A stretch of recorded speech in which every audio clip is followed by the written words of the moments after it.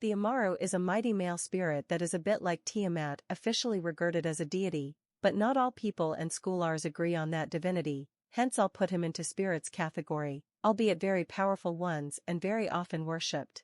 He is depicted as huge serpent with two heads, one of a puma and other of a bird of prey, at times also given mighty wings and four limbs, making it akin to Slavic multi-headed Zmai dragons. He is said to dwell underground, at the bottom of lakes and rivers, and is generally regarded as a spirit of infinity, omni-knowledge, renewal and cosmic order that he is integral part of. He is able to access the otherworld from the mortal world and likewise, pass from the ghost realm to the physical one, therefore becoming a mighty symbol of transference and connection between two worlds. It's said that his undulating form symbolizes the interconnection between earth and sky, embodying the dualistic forces of creation and destruction, life and death. A bit like Taoist Yin and Yang. Furthermore, it is said that all things, all beings, their lives, their realities, and their dreams are written on the scales of the Amaru. No wonder that he transcends the reality of ordinary water spirits in the minds of people. He is a being that holds the fate of all the people in his grip. Of course he's gonna be revered and worshipped as a god, regardless if he is divine as some claim, or just spiritual as others say. Jichi is a sea spirit or sea monster, that most frequently takes on a form of a giant serpent. He is a keeper of the water sources and in the areas where water is scarce, he is a very important part of the mythology, spirituality, and ecosystem. Upon being mocked, offended, or wronged, the spirit will leave the community, until the wrongs are not amended for, thus drying the water sources depending on him, leaving the already scarce and waterland dry and barren. In San Ignacio de Velasco, it is believed the Jichi is a female entity and can shapeshift and manifest herself as a beautiful, alluring woman. Unlike the dark-skinned natives, the serpent's human form is blonde, white-skinned, tall and really beautiful, dressed in a traditional tipoi dress, and she only appears to drunken men to take them to the Poro, where she disappears in the blink of an eye, entering the waters, leaving the men stranded. She is not only an incredibly important spirit to engage with and be on good terms with, she has her rules and values, and if people act against them, they can expect her revenge. Be it water wasters, spirit offenders, or people who like to drink too much. Yushi Yuv is a beautiful feminine spirit of waters and rivers, her long flowing hair track the movement of the rivers and flow like the water. She is a guardian and protector of all marine wildlife. Her presence connects all the water in the Amazon and all the living things. The water is sometimes said to originate from her hair and flow in sinuous motion along with them.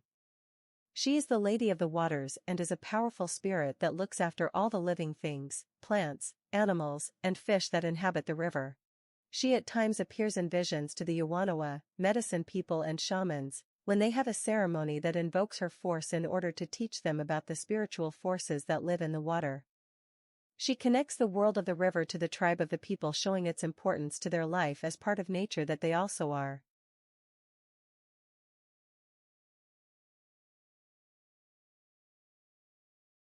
The Anuchupushsu is a beautiful female water spirit, often paired with another water entity, a powerful Kanjansi in the form of giant snake. Anuchu is beautiful, her otherworldly appearance sets her apart from even the most beautiful humans. This beautiful nymph-like being guards the water sources and is responsible for the health and clarity of the water. She hates pollution and would leave the water body, or turn on whoever pollutes, as soon as it's contaminated. Bathing in the open water sources while having period was strictly forbidden for women, because it was believed that the smell and sight of blood would piss the spirit off and she would either curse the waters with lack of abundance, or may attack the menstruating woman. That's not all. Giving birth obviously involves a lot of blood. If a woman attempted to wash such bloodied clothes, or sheets in the water, she's putting her child's life in jeopardy. Contaminating the waters with blood would potentially result with Anucha rushing very soon to hurt or even kill the newborn baby. If a little bit of blood can make this normally kind spirit lose her cool and launch to attack and even kill, imagine how much more carnage and destruction would modern companies take onto themselves if they attempted to pollute and abuse her sacred waters. Not recommended.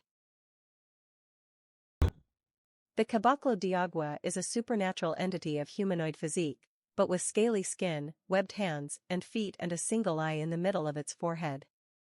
It's said to reside in the depths of Brazil's São Francisco River and be more harmful than beneficial. The entity is known for scaring fish away and attacking and destroying people's boats and vessels. When it deems a person unworthy of being in its domain, or a harmful influence, the entity would drown them without a second thought. It's incredibly protective of its domain and natural laws of it. For Caboclo de Agua, it doesn't matter if you are just trespassing, an evil person who gains joy from harming others, or an environment destroyer. For them, you deserve a death penalty and they would very gladly deliver it to you. Sometimes it can be not only a threat but a nuisance as well, as it is known for stealing fish from the fishermen and devouring their catch. To keep both themselves and their catch safe, they tend to give offerings before venturing to the sea, and their boats they often adorn with image of a face, all to honor and beg the spirit for safety in the waters. The Aira is considered a mother of water, mother and ruler of all mermaids, who takes residence in Amazon River and is believed to be a peculiar amalgamation of Ipupiara malevolent entities with the European legends about mermaids. Her image and personality varies depending on who you ask. While some claim she is dark-haired, dark-eyed and dark-skinned like the indigenous population, others claim she has exotic for the area, European features with light skin, blonde hair and blue or green eyes instead. In either of her appearances, the Aira is said to be of extraordinary beauty, unmatched by any human woman.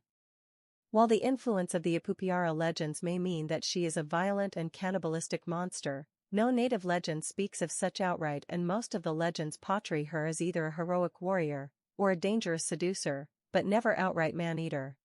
Some believe that Aira seduces human men because she genuinely needs love and affection.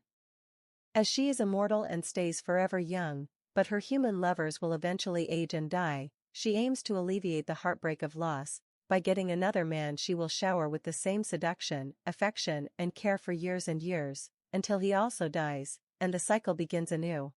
This version of the legends paints the mermaid queen as a tragic character who always wants love, but her happiness and fulfillment is always short-lived. In other tales, she is a spirit of a strong warrior woman who killed her brothers in self-defense, after they conspired to kill her. Upon being discovered by her father, she fled to Te nearby woods, but was caught by his men and killed, being drowned in the river. It is said that from that moment on, her spirit haunts that very river, seducing men, driving them insane with her magic and killing them for the harm done to her in life. Or maybe, just maybe, both of these tales are true. Maybe Aira was born as human woman of a great talent, betrayed by her family and murdered by her own people, who for a long time sought revenge, but one day she felt love and this love changed her modus operandi, so now she only drowns the men she falls for, to be her lovers until their time comes, instead of just killing them as she did before, when her rage was all over. Either way. Come on. You cannot convince me she's not a tragic character. She deserved better. The Ipupiara are a race of supernatural water spirit race known among the Brazilian coastal tribe of Tupi. According to folk legends and tales, they are dangerous, man-eating monsters who kill and devour humans. And they are not only spirits, but cryptids, as you could call it, as during the times of colonization, in the year 1564, an Ipupiara individual was found and killed in the captaincy of São Vicente. The being was spotted near the water, then killed by impaling its abdomen and dragging away from water to dry out. According to the reports of the locals, the creature was 15 feet long and sewn hair on the body, and on the muzzle there were very large bristles, like mustaches. This gives me some Davy Jones-like, or even Lovecraftian-ish vibe. Something you'd expect to see from an underwater sea humanoid race. I don't really know how to put it. Some, despite the being's monstrous physique, tend to link them with the beautiful mermaid Aira, claiming that they can and do transform into a beautiful mermaid-like figures, just like their mother, in order to seduce humans. Knowing their reputation as men-eaters, it doesn't scream great news to me. The Kanjansi is a male water spirit in the form of a giant boa snake and is very often depicted along his female counterpart, Anuchapushu, who is more like a water nymph. The snake spirit is tasked with taking care of all the fish in the waters. As an owner of the water and everything that lives within it, he is worshipped as a sacred creature. He is a calm spirit that likes serenity and hates noise. Therefore, whenever people on the land are making too much noise, he and all the fish under his domain would leave. And when the Kanjansi leaves and he takes all his fish with him, the river becomes empty, and therefore, the people on the land are left without food and without resources. No wonder why he became very important figure of the pantheon that people aim to appease and keep within the community, as a sacred caregiver and food provider.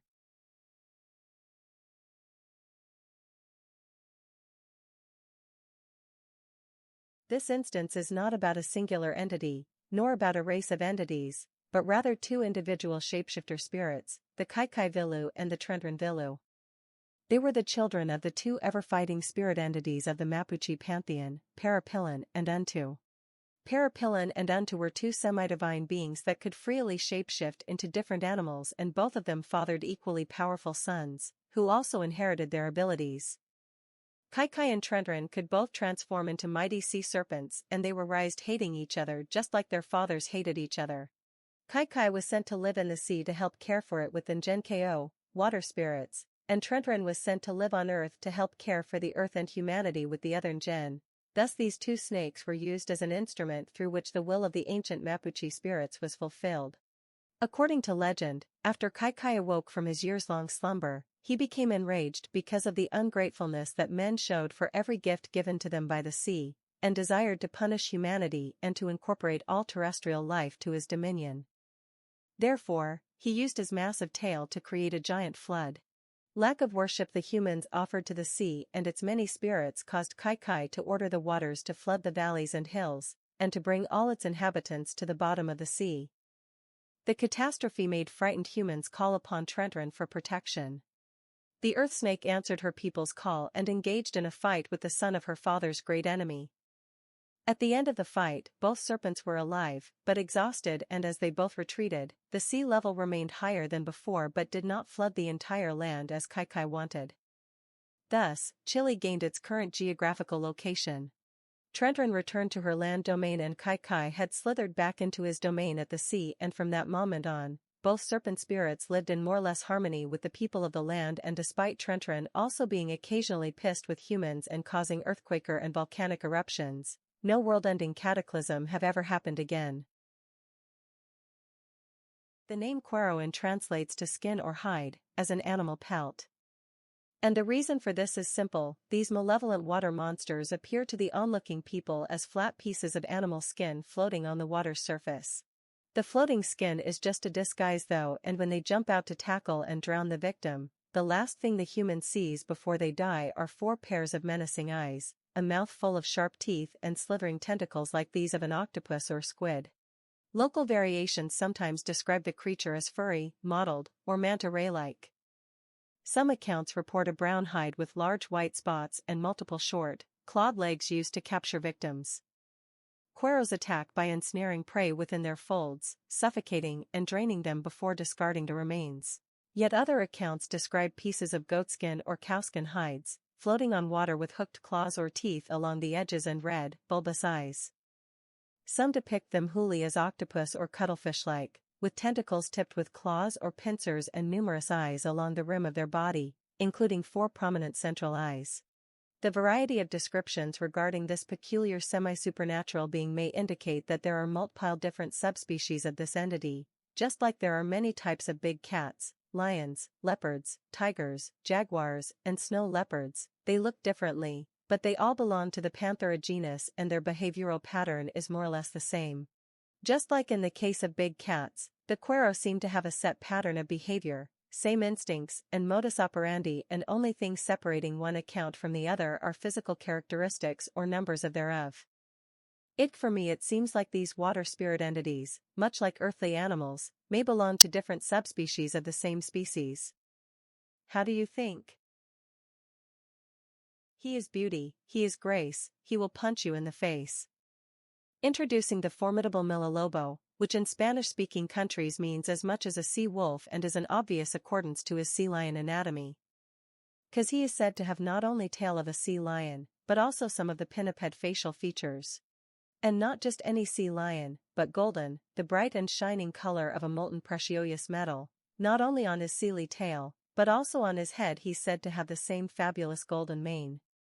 He is said to be born from a union of a human woman and a marine spirit in form of a sea lion who saved her life as she was drowning. Morale of the story? Just like Damien in the third instance of Omen, if you want to smash her, just save her from drowning. Not funny? Okay, sorry.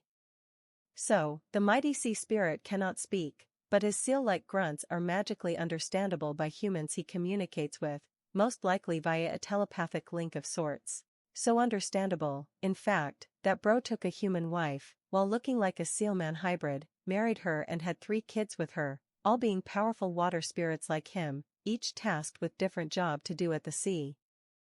These children are 3 siblings Pinkoi, Pinkoya and Serena Chilina.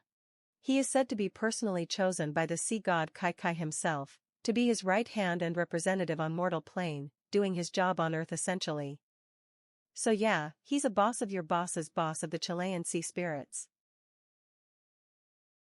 The Ngenko are ambivalent nature spirits from Mapuche mythology, who can represent and live with all manner of natural elements and habitats, earth, air, water, fire, forest, mogs, and so on. They manage, govern, and arrange the different features of nature, but also the nature takes care of and protects them. As the beings of nature, who are also nature's own protected children, they are incredibly powerful and wise, far beyond the capabilities of humans. They were created by the primordial soul in order to keep, restore, and maintain the balance. As Ngen were a collective race of all nature spirits, the Ngenko were especially tied to, related with, and affiliated with the element of water and various water bodies on Earth. They not only inhabited it. They watched over the water sources, guarded them and protected them. The Ngen have received numerous prayers, rituals and offerings in an attempt from humans to gain their favors while in dangerous natural places. When they needed good harvest, plentiful catch, successful hunt on safety out in the jungle, the spirits were widely revered. For the Ngenko, the offerings were placed near the water bodies, in order to keep the people safe and bless the community with the natural resources of the waters. They were important guardians, watchers, as well as providers. The Nguruvalu is a Mapuche creature of spiritual origin, tied to the nature and the bodies of water.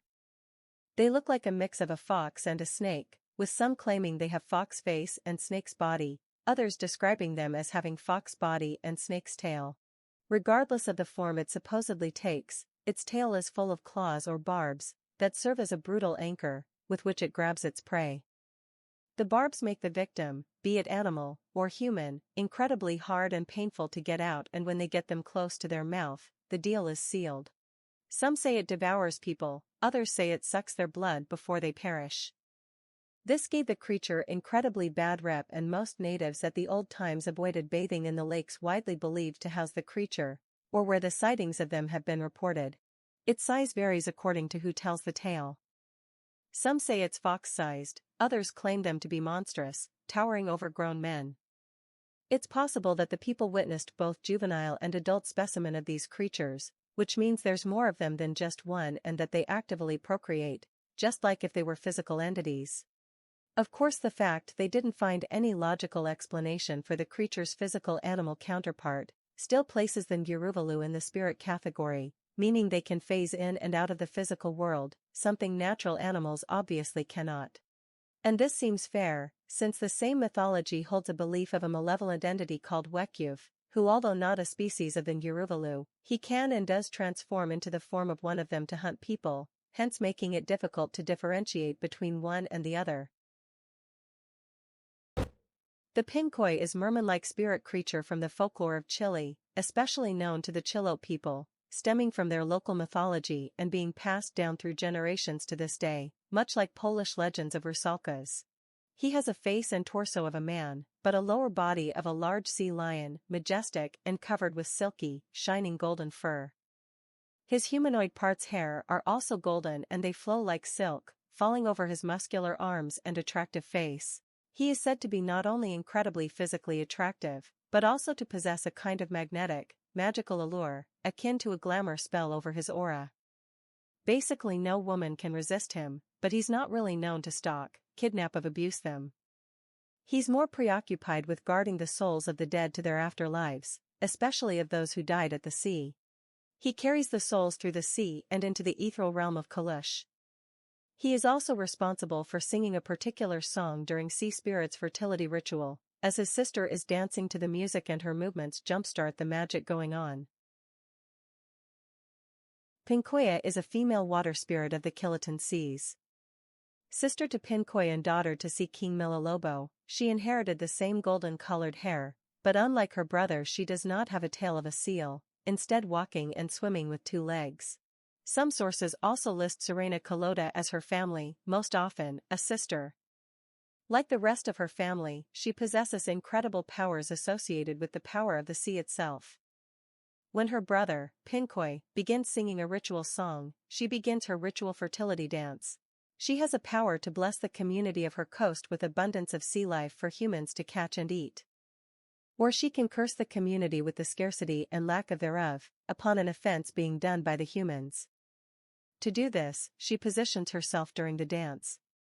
If she dances facing the sea, the fish will be plentiful. If facing away from the sea, there will be shortage. Some believe that Pinkoy is not only her brother, but also her husband, and the two form an incestuous union of marriage. They probably do not have children, but they both take care of the drowned sailors, carrying them on a boat into the afterlife. The Mapuche mermaids have many names, the Shumpal being the most famous, but by no means not the only one of them. They are strong and dangerous shapeshifters who can freely alternate between their aquatic form and their human-like form. They are morally complex and can be both friendly, hostile, and everything in between. Unlike the European mermaids who are known to inhabit marine environments, the Shumpal most often are found in the freshwater environments. Both males and females of this species are common, but males tend to be more active in human society. According to the legend of world's creation, their origins trace back to the myth of Tren Tren Filu and KK Filu, 2 great serpent spirits who caused a legendary flood. The drowned men and women from the destructive battle that drowned the world were then transformed into these spirits, becoming the first-generation Shumpal. Beautiful and alluring merman and mermaid with green-tinted skin in their natural form, they often go out of their way to lure beautiful human women, or men for female spirits, for purpose of sex and reproduction, but most often just to satisfy their carnal desires. Although they are not only after sex. They can and do fall in real love with humans, and sometimes, they tend to ritually kidnap them, in order to transform them into one of their own, as a culmination of the rapture ritual. Although the males are known to do so a bit more often than females, they are not known to mistreat or abuse their kidnapped, newlywed wives, instead making them one of their own. The Serena Kalota is supposedly yet another child of Milalobo, sharing his and her siblings' golden hair, and her fish-like tail is also covered with shiny golden scales. She's more like European mermaid and does not have either much of her father's and brother's seal anatomy, nor Greek siren's avian body parts. Though immortal, she always possesses a youthful appearance of a teenage or adolescent young woman. Likewise, she is also said to be the youngest of the trio of sea spirit siblings. She is tasked with sheepherding and caring for the fish in the waters, though she is at times helping her other siblings in escorting the souls of the dead through her sea and into the otherworld. The drowned sailors are then revived in their new marine kingdom to continue their life as they did on Earth. Sometimes, mortals could catch a glimpse of her, as she sat on the rocky shore, combing her long, blonde hair with equally golden comb. One would need to be careful though, as she really liked to tempt and seduce handsome humans and enchant them with a powerful love song. This song, men cannot resist, and even when they come so close they see she's clearly not a human, they still are imprisoned in her magical grasp of her alluring voice. She then snatches the handsome men and takes them into her underwater kingdom, to live with her and be her lovers. The men can only leave their underwater love prison when the Serena loses interest with them, and even after they come back to the living and onto the dry land, they would never be able to get the alluring maiden out of their minds. On top of it all, the being messes with their DNA, so that whatever children such unlucky guy will have with fully human woman, will still be born with fish tails. This makes the past of the unlucky man impossible to dig down, and everyone will sooner or later know that he used to be Serena Kalota's Yahoo boy back in his youth. Not like it's his fault, 'cause she uses mind control, but hey, it's still cringe for the society. but she's not all malevolent. If she likes particular fishermen, she can help them by luring the fish into their nests so they and their families have a lot of fish to eat for the day. As they say, there's no smoke without fire, and even the most trickstery of tricksters still have a good side to them.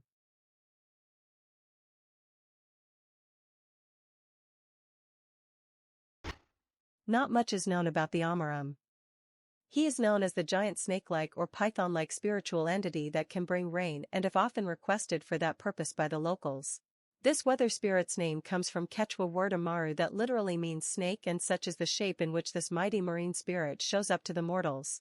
However, it's important to not convince him with Amaru, the serpent god of the people and the protector of the land, as these two, aside their name and body shape, do not have much in common, as Amaram is not a divine, like Amaru.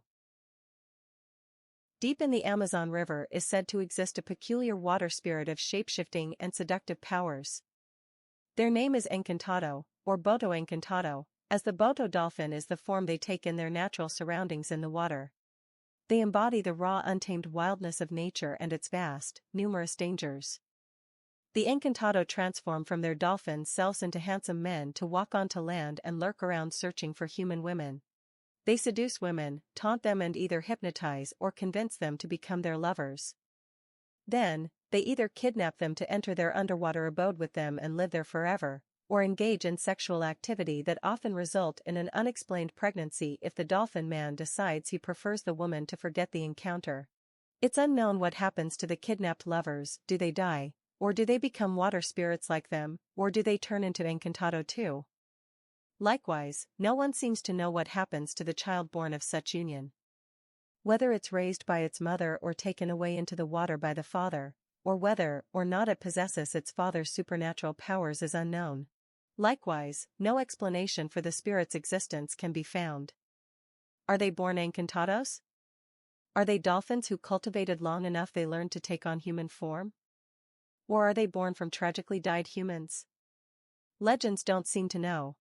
They are only known to frequently visit parties and festivals, where they steal the show with their outstanding artistry, musical skills, and singing voice that's sure to attract at least one woman eager to be taken in by the mesmerizing dolphin shifter. They tend to be recognized by wearing hats to cover their breathing hole of their dolphin form that remains still in their human form, but a proper hair arrangement of a fancy hat in a crowd of people wearing fancy festive hats are enough to cover the traces of their supernatural origin.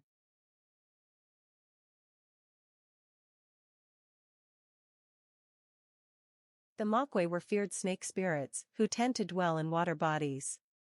They are shapeshifters, who temporarily drop their natural serpentine form, in order to seduce humans of opposite gender. Most often, they lure humans in promise of love and sex, but when they are close enough, the snake spirits drop their human disguise and attack.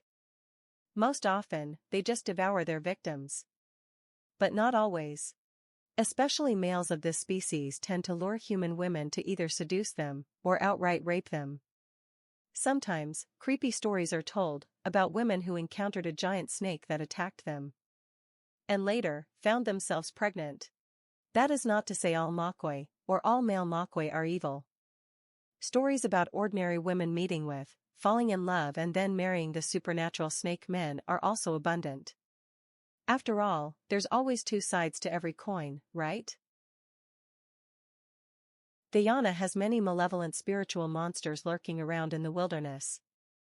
While the dreaded Canaimas haunt the land, looking for people to mutilate and cannibalize to gain powers of transformation, the Masakuraman haunts the waters. Hairy, like an ape, muscular and large, this spirit is known for attacking the people venturing into the waters and capsizing their boats and drowning them, if the victims happen to disrespect the natural order, or be particularly cruel. That doesn't make the Masakuraman just a mindless killer, though. Lots of tales from the periods of slavery in South America tell about these creatures attacking and destroying the ships of slavers, dragging them underwater, actively fighting for their land and its people who suffer because of the attacked people. It's believed the rivers are themselves living organisms, and upon the disrespect, they will act accordingly. The hairy, sharp-toothed ape-like goblins seem to serve as sort of divine justice enforcers, brutal punishers who do not hurt those who live in accordance with natural law, but break mercilessly those that break them.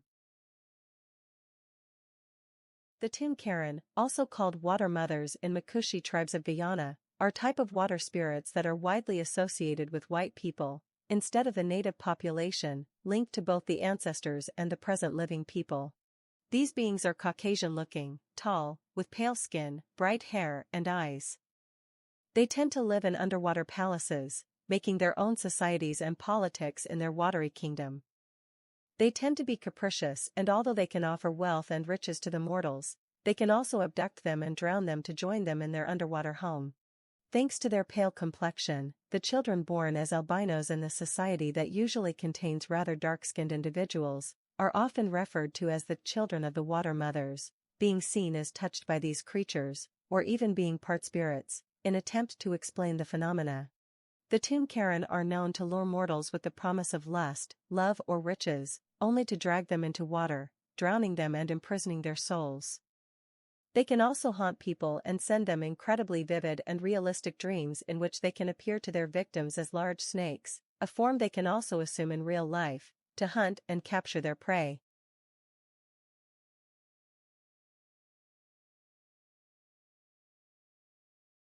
The Moo are supernatural shapeshifter spirits, being able to assume both humanoid and various reptile forms, most often being depicted as water dragons, but also said to assume the forms of earthly reptiles, like lizards and snakes. Most Moo are females, but males also exist and both can procreate with both humans, other spirits, and their own species. They were revered as Aumaku, which means a sort of local god or household deity, and as many water spirits, they could have power over the weather and water.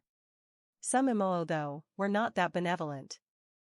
The legend about a goddess Hyakea, sister of goddess Pele, who was sent by her to rescue Pele's human lover, speaks about the whole island of Moo who were frequently feeding of human meat. One of them wanted to devour the young goddess, but was outsmarted, chased down and killed by her.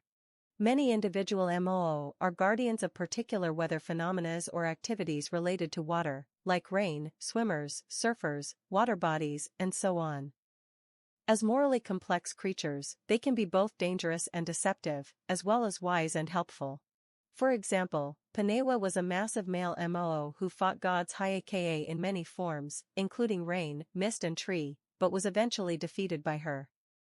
On the other hand, a female Moo, Hawahine, was the ruler of Kawainui Fish Pond, and she made sure the people of the land always had enough fish to hunt and eat. Nano is a famous demigod from Hawaiian mythology, a son of a famed shark god and king of the sea, Kmoholiai. To prevent young Nano from tasting human flesh and made him into a powerful protector like his father, the shark demigod's mother forbade him from eating all meat. At the young age of 7 years though, Nanu by accident consumes meat and starts craving human flesh from that moment on. He took up residence in Kainana Cave where he would hunt, then leave human bodies to rot before eating them, as he found rotted flesh to be tastiest.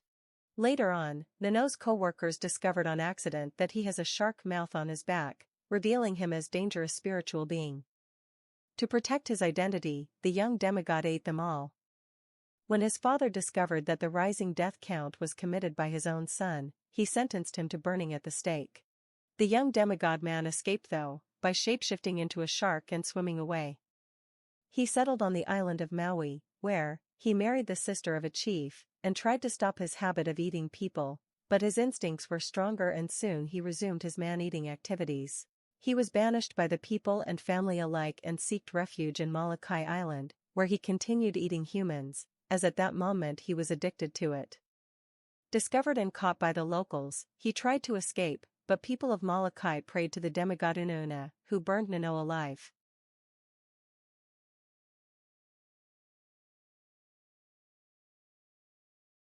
The Awazavl is very Aztec-sounding name and Idade the entity comes from the Aztec mythology, surviving to this day in many Spanish-speaking countries, especially the Mexico. The creature, who was most likely modeled after a water opossum, or assuming its form while on land, was taken as an emblem by the ruler of the same name, and was said to be a friend of the rain gods. In its earthly form it has all the stuff natural water opossum has: prehensile tail, dexterous raccoon-like hands and waterproof black and gray fur, but this is where its similarity to the earthly creature ends. It was a divine guardian of the waters. Under the deity's command, the opossum-like entity captures and drowns people, but not out of malice. He's catching them to strengthen the army of the Tlaloc, by the souls of people he likes the most and wish to reward them with a high rank in the afterlife. Other accounts about why he drowns the people are much more grim, saying the Awazatl would snatch people from the water's edge, so that it could feast on their eyes, nails, and teeth. Alternatively, the victim was chosen by the water gods because it possessed the wrong type of precious stones, as some sort of punishment. Whether the opossum-like water spirit is a divine watchdog, malevolent murderer, or neutral protector of natural waters, the knack for swiftly drowning people he may, or may not, later eat is enough to steer clear from him, just in case. Spirit guardian to some, a deity and god to others, the Awanyu is a powerful horned serpent-like being with body as long and sinuous as the river itself. In Arizona and New Mexico there are countless wall paintings depicting the spirit, venerating it. Awanyu is a protector of the Pueblo people, the guardian of waterways and a harbinger of storms, and represented as either plumed or horned serpent, reminiscent of Aztec Quetzalcoatl, who was a wind god instead of rain god and unlike the Awanyu was a supreme god of the pantheon. Depictions of this being go as far as to the lands of Mongolia and date as far back as to 1000 AD. The spirit/deity is associated with 6 directions and such are the colors of his scales or feathers. He is believed to inhabit springs, wells, and oceans and move freely between them as he pleases, but is able to fly and ascend to higher realms, overseeing the land and humanity from above. It is believed that all waters, be it small or large, saltwaters and sweetwaters are all connected by an underground network that the entity resides in and moves between. Another belief claims that the Awanyu controls rainfall and can bring storms wherever he pleases. The Sheneks are a race, or society, of dwarf-like spirits with bodies of children, but faces of old men or old women. Their name translation varies from one region to another, in Nahuatl meaning homeowners and in Mexican lands those who inhabit dangerous places. Similar to Spanish duende, these creatures are nature spirits and nature guardians, with some of them inhabiting and guarding rivers and lakes and other such water bodies, but as a whole, the Sheneks are not limited to one force or aspect of nature alone. In some legends these beings are depicted leading people astray for several days. During this period, victims experience memory lapses, attributed to their alleged transport to the underworld. It's not impossible, therefore, that these entities possess some form of mind-altering attributes or magic. Sometimes these entities scare a person so much that due to shock, their soul detaches from their body. This state is said to be very dangerous, and if not for an intervention of a skilled shaman performing a special ritual for this matter, the person can even die as a result of such supernaturally inflicted illness. Sometimes they tend to stalk and bother people in their own homes, therefore special offerings are often placed for the spirits, so that they leave the household alone and offer protection instead of bothersome activity.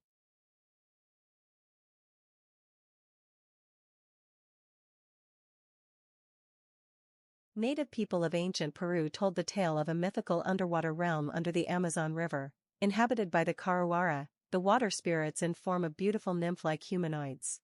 These magical creatures wear crayfish hats, play poker with sardines and sleep in boa constrictor hammocks, but as silly as that sounds, they're far from silly. They are wise healers and teachers. But when crossed, can become dangerous, deadly even. Stories about these beings summoning floods so great, they destroy entire villages and towns, sweeping houses underwater along with people with them, make the locals respect these creatures and pay them tributes. Their name translates as people of the river, and it's pretty much what they are. An aquatic race of humanoids, far removed from humans on all levels, yet possessing seemingly the same level or morality and law-abiding, knowing who to reward for good behavior, and who to punish for cruelty and lawbreaking. Most sources tend to describe them as non-human, although they may be linked to human spirits as well. According to the Kukama people, those who drown or are taken by the water spirits become Caruara, living in an underwater world along with them. In the religion of the Canelos Quichua people, there are 3 main spirits. These are very powerful beings who each have power over a specific domain. There is Amasanga, the spirit of the rainforest, and Nungue, the spirit of clay and soil, and Sungue, who is the spirit of water. The Sungui lives in the water, as one may expect, and takes on the form of a massive anaconda snake, but as a versatile spirit of water, he can take on other forms as well, including a human-looking form, in which he was known to teach humans the arts of shamanism. He lives in a house with pillars made from living anacondas, where he sits on a turtle which functions as a chair, or a throne. All these creatures obey him and follow him, seeing him as their master. The legend says Sungui was the very first water shaman in the world, and later on, other medicine people who worked with the element had their knowledge passed down by him personally, or indirectly. While Sungui is generally benevolent and kind to the people, he can also be offended, crossed, and get really angry. When this happens, he transforms into a rainbow and brings his wrath down on whoever wronged him. This signifies a form of nearly divine powers that most other shapeshifters do not possess. The Yakamama, literally mother of the river or river mother, is a Quechua spirit in a form of a huge, colossal, easily a large bus-sized anaconda who, if she so desires, can take on other forms, including human. According to legend, it is considered the mother of all aquatic animals, and to protect them, she would suck up any living thing that passed within 100 steps of it. To protect themselves, local indigenous peoples would blow on a conch horn before entering the water, believing that the Yakamama would reveal itself if it were present. She also bears more than one name. Among the Shipibo people of Peru, the massive reptilian inhabiting the Amazon's rivers, and likewise, also the shadowy realm beneath it, is known as Sakamama, meaning mother of the jungle. Her size in her natural form is enormous, far greater than any living snake that ever slithered on the earth or in the waters, according to some accounts suggesting that the creature measures up to 49 meters in length. The creature is said to easily able to swallow whole houses if she wished so. The name Yacuruna literally means water person in Quechua, and they are widely known among Bolivia, Peru, Brazil, and other South American countries. Since the Quechua originated in Peru, all link the creatures to these lands. Despite being water folk, their natural forms look more akin to the North American concept of Bigfoot, if they got their feet and head twisted 180 degrees backwards. Yup, they look weird. They look like weird, tall, hairy head and feet reversed primates. But that doesn't stop them from walking on land and blending with humans, as they are skilled shapeshifters. Males and females of this species can shapeshift or disguise themselves in beautiful and incredibly attractive human-looking forms. Taking the forms of the people, they gain their trust, lure them into the waters, and then drown them to kidnap their souls to their underwater realm. Sometimes they kidnap beautiful women they took a liking in and either seduce them to mate with them or outright rape them, as encounters and abductions from these beings often resulted in unexpected and unexplained pregnancy. Whether the children born from such union were more human or more monstrous is unknown. Victims who are captured and taken underwater by the Yacuruna would gradually transform into one of them. Their feet and head would slowly rotate backwards, their eyes will grow a protective membrane like that of a fish, they will grow coarse ape-like hair all over their bodies. At the end of their transformation, they are no longer human physically, mentally, or spiritually. These aquatic spirits frequently use alligators as living canoes to move around, patrol their territory and look out for humans to capture, or inseminate. Alternatively, the captured humans can become mermen and mermaids and be granted with teaching of immense healing arts known by these creatures, before they will be allowed to go back home.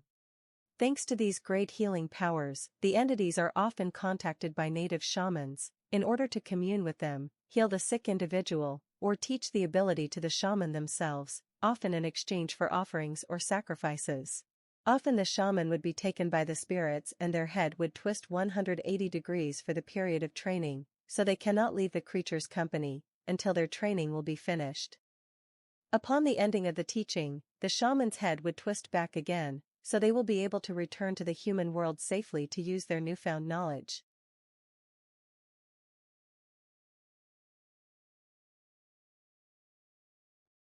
The Apatamkin is a giant serpentine sea monster with huge, long fangs and covered in red fur, known for inhabiting Passamaquoddy Bay and being an active danger to the human population therein. It's a local drowning spirit, much like Slavic Topielica or Dziwazona. They lurk in wait for unwary humans to wander close to the water, then they jump out from beneath the waves, snatch the victim and drown them. Giving their animalistic nature, they probably eat them afterwards, but that's just my guess.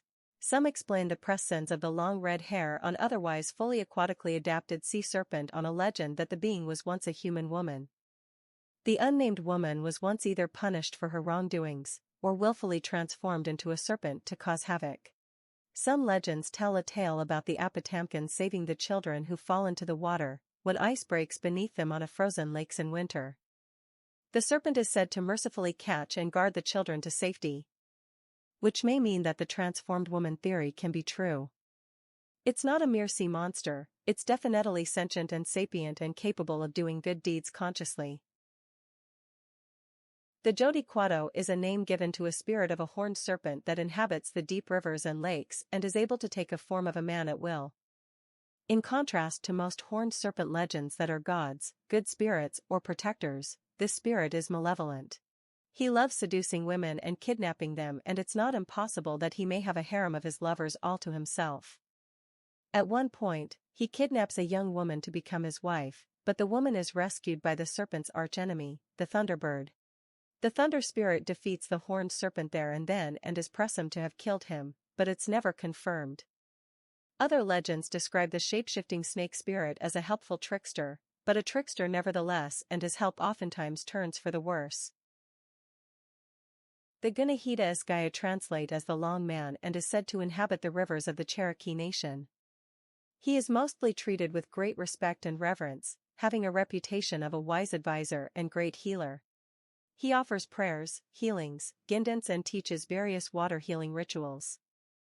One such, a sacred daily ritual called Going to Water, involves visiting a flowing stream at dawn, facing the east, which is the direction of rising sun, and immersing oneself in the stream to wash away all bad thoughts, illness, or sadness.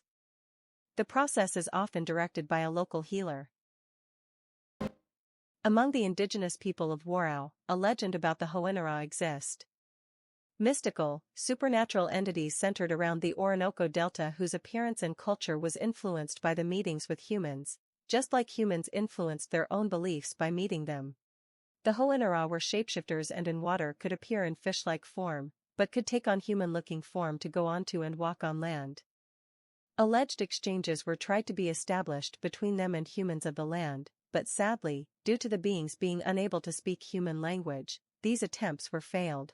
They had their own customs which influenced their relationships with humans. For example, they refused to let menstruating women into the water to teach them their sorcery, while she was in her cycle. Allegedly they seen the blood as polluting the water. Still, they were never violent or hostile towards humans and all quarrels were a result of misunderstanding, rather than open hostility on either of the parts. They had their rules, humans had theirs, not all rules were clear due to language barrier, but that's all. The fish people were never mean or described as demonic in nature, in contrast to many creatures on this list. The Kushtaka translates to land otterman, and this is exactly what they are, as shape-shifting beings, who can assume the form of a giant otter, in order to kill and devour their victims. But just like the otters in natural habitat, so does Kushtaka possess a water affinity, even though it doesn't hunt in all the time. As its name suggests, these beings hunt on land, oftentimes mimicking the sound of human cries for help to lure the unsuspecting victims further into the icy tundras, where they make them approach closer, then shapeshift into their true form and devour them. It is believed that the Kushtaka can mimic the voices of whoever they previously kill. But the otter people are not only bloodthirsty killers. They can be helpful if they want to. Sometimes, when they feel pity on a human lost in the wilderness, they willfully offer their help in getting the stranded person out of the wilderness and into the safety. Perhaps different individuals of this spirit race have different moral compass, and while some see humans only as a free meat, others recognize them as fellow sentient creatures and offer their compassion. The accounts on what kind of shape can these beings assume vary. Some claim they can only alternate between humanoid and one set otter form, others claim they can transform into any species of otter they want, be it native or exotic. Yet others claim they can multi-shift into many animal and human forms. Most likely it has to do with the advancement and strength of particular spirit. Sometimes they offer lost and freezing to death humans a chance to become one of them, so their metabolism, immune system, DNA, and essentially everything will change from human to Kushtaka, and they will no longer suffer from effects of hypothermia and could live with other Kushtakas freely. They hunt and operate on land, but at the end of the day, they are still a deep-sea-born creatures. This is where they live, rest and interact with other otter people when they do not have business in the human world of the above. The underwater panther, also known as Misipeshu, is one of the most, if not the most, well-known water spirits of Anishinaabe and of the North America as a whole. This being, much like Scottish Kepley, though inhabiting satyrs, bears a shape of land animal. Its name translated into the Great Lynx and such is the creature's bodily plan.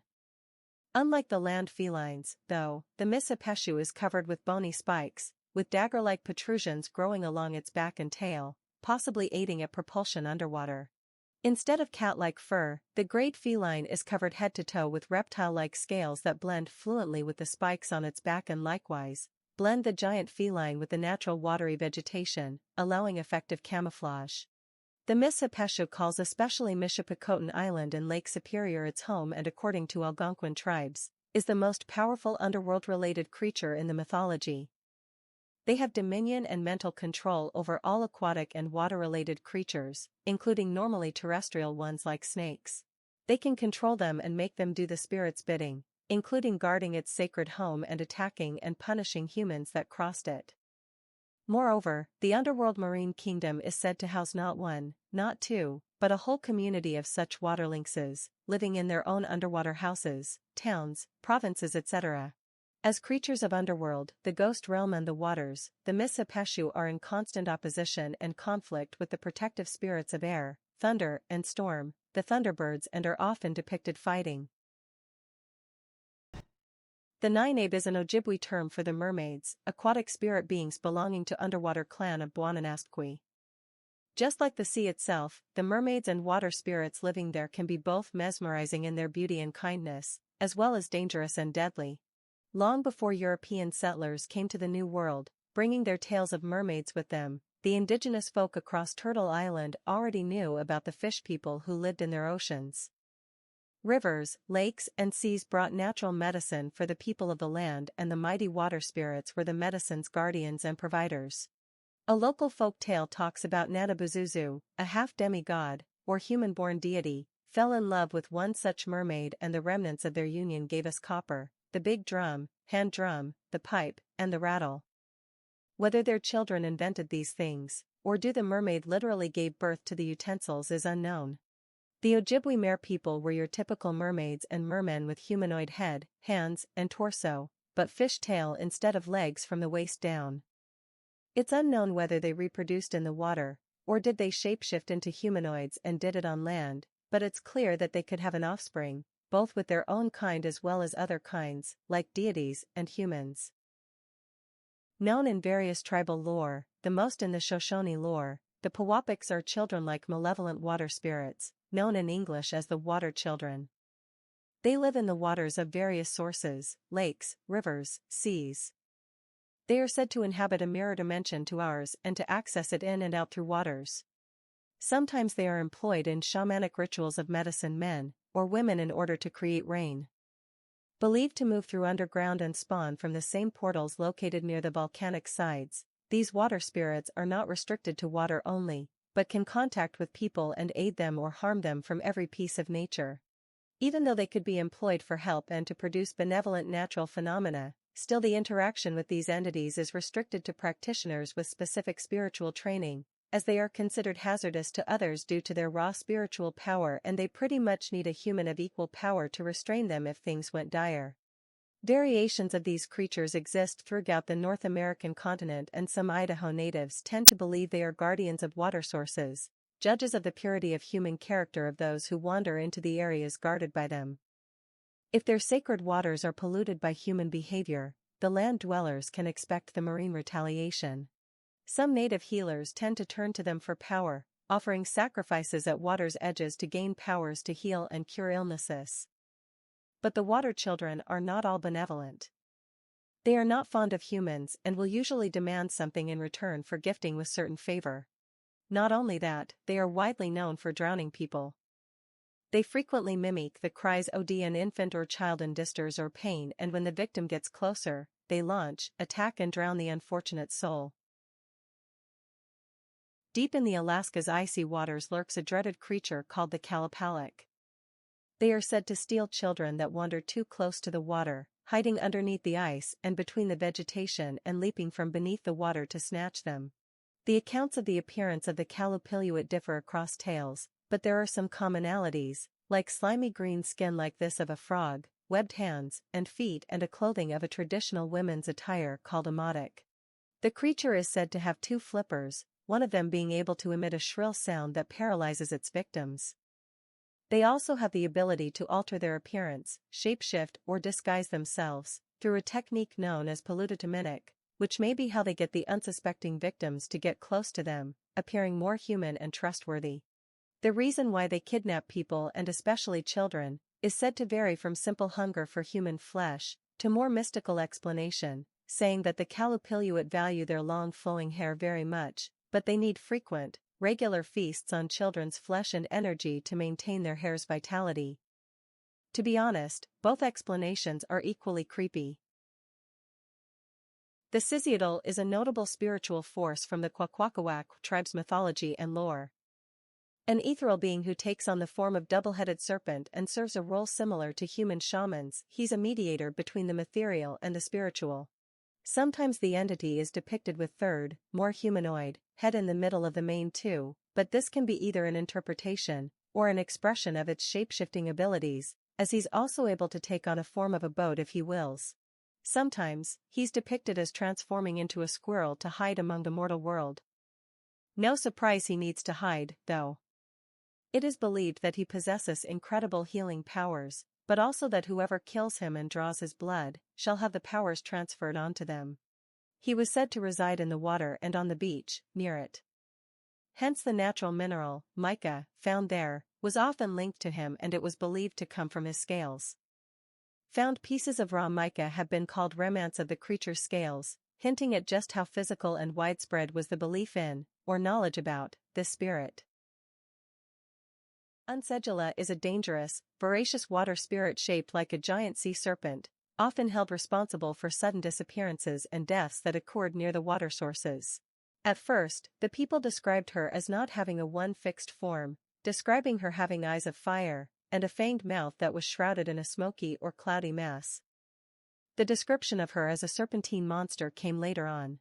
But as time went by, the witnesses began to describe a monstrous, towering serpentine figure emerging from beneath the mist. It's possible this is how she manifests in the physical, or this may be a display of shape-shifting powers. Well, talking about a versatile water spirit, all can be possible. Unlike earthly snakes, she had massive claws that could tear through everything, and her snake scales were as dull as diamonds and no weapon could pierce them.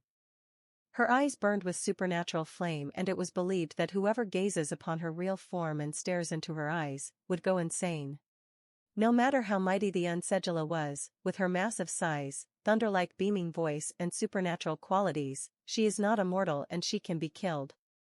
It is said that a seventh spot on her serpentine body is a sort of a weak spot that when pierced with a sharp weapon or a bullet, could kill her. Others claim that the dragoness power is greater than that, and even pierced in her weak spot, she will not die, unless the weapon is specially blessed or consecrated by a medicine person for this purpose. This sheds light on how powerful may this being be. Imagine every other person dying upon being stabbed in the heart, but you can only die when a special kind of monk blesses the dagger specifically to kill you. You'd be near immortal. No wonder this being is so feared. She can drive you mad by just mere stare, she can turn into mist to appear invisible, and she cannot die until you're specially prepared to fight and kill her. And on top of that, there was another one like her, her mate Unkteki. She and her mate were said to emerge from icy cold northeast Atlantic waters and reeve their way onto the coasts to settle in the mountains among the Black Hills. Numerous people wanted to fight the beasts off, but they always failed and were forced to flee. At first, the dragon-like duo did not have malicious intentions, but they planned to have children, and that put fear in people's hearts. Such large monstrous beings, if they will procreate, it would surely cause havoc and destroy the land, they thought. Therefore, they teamed up, killed Untsejula's partner and destroyed her eggs, which made the heartbroken dragoness run rampant with rage and grief. Hence, a spiteful, human-hating, man-eating serpentine spirit that she is known to be, was born. She started to kill and devour people, and when she started ravaging the village of the Bear Clan, a local medicine woman gifted the two warrior brothers with blessed arrows and instructed them what to do to kill the being. After her weak spot had been pierced, she died, trashing around and destroying a great part of the land as she did. Seriously, this story is quite sad, isn't it? The Wenk is Lakota water spirit, a kind of marine counterpart to the Maka, the spirit of the earthly realm, also depicted as his lover or wife, or former lover or former wife. They have been constantly arguing, and finally Maka had enough.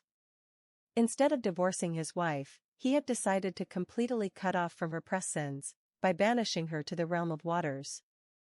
This, over time, established Wenk as a ruler and a kind of goddess of the river. Neither Maka nor her are considered official deities though. The water cannibals are just what their name suggests, a dangerous, cannibalistic, or man-eating race of spiritual entities that might be completely inhuman spirits, or might be humans once, transformed into the monstrosities after their deaths. The legends don't say which one is it. They inhabit any deep water bodies, large enough to house a supernatural, non-physical race of dangerous man-eaters. Although the name underwater cannibals seem to suggest they have been humans once in life, there is no proof, nor mention of such case in the legends, which in themselves are scarce. As if hunting people to eat their bodies was not enough, these spirits are also said to haunt and invade people's dreams and are believed to steal and devour their souls by doing so. Definitely not a water spirits to be friendly with. They know no friendship. For them, you are a free meal. And your soul is the dessert. The water leeches are not your standard annelids. They are not the harmless creepy crawlers that bite onto you, drink a small amount of blood, then jump back into the water. The water leeches are not animals, they are supernatural entities that share the body shape with their earthly namesakes, but are vastly different. While earthly leeches are just few centimeters long, the water leech spirits are the sizes of a bus, or even a house. While the earthly leeches only want to suck blood because it's all they can digest, the water leeches are out for literal human blood. They actively hunt, drag into water and devour people. They weren't just animals. They held a living dominion over the element of water. As spirits of this element, they could manipulate it by sheer will, hinting at not only sentience, but also sapience. Upon being angered, a water leech would cause their water home to overflood and direct its destructive tides into the person they wish to punish, drown, and devour.